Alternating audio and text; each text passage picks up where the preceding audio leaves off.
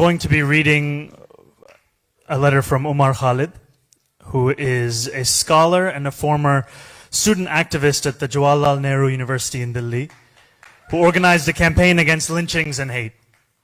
He has been in jail for more than 1,000 days under the Unlawful Activities Prevention Act and has yet to face trial, though his bail application has been repeatedly denied.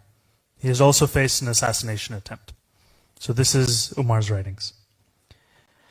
On a cold February morning earlier this year, I was taken out from jail in a police van for my first peshi in court since my arrest in September last year. Inside the van, the cops were having an animated conversation about the farmers' protests. But after 4 months of captivity, the sight outside was more alluring for me. I could see people going to their offices and children to their schools.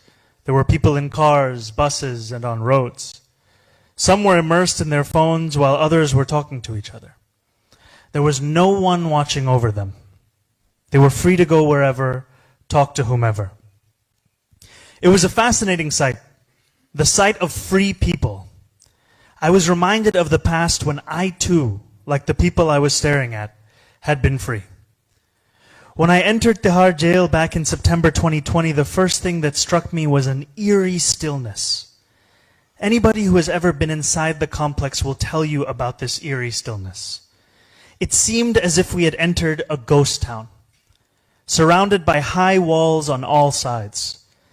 As the police car that was shifting me from police station to jail kept moving inside, the sounds of the outside world slowly started to recede and were overtaken by silence.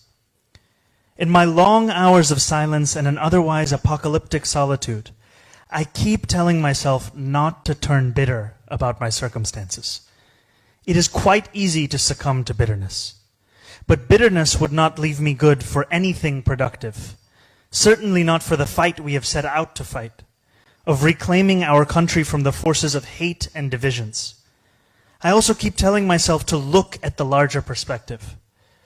A friend recently told me the story of a human rights lawyer in Chile, who all through the years of Pinochet kept fighting cases against him in court. He lost every one of the cases. But after Pinochet fell, his petitions were used to indict Pinochet for his brutality and crimes against humanity. And now, many years later, Chile has elected a left-wing president. So I tell myself, no tyrant lasts forever. He cannot trump the truth, and hate can never triumph over love forever.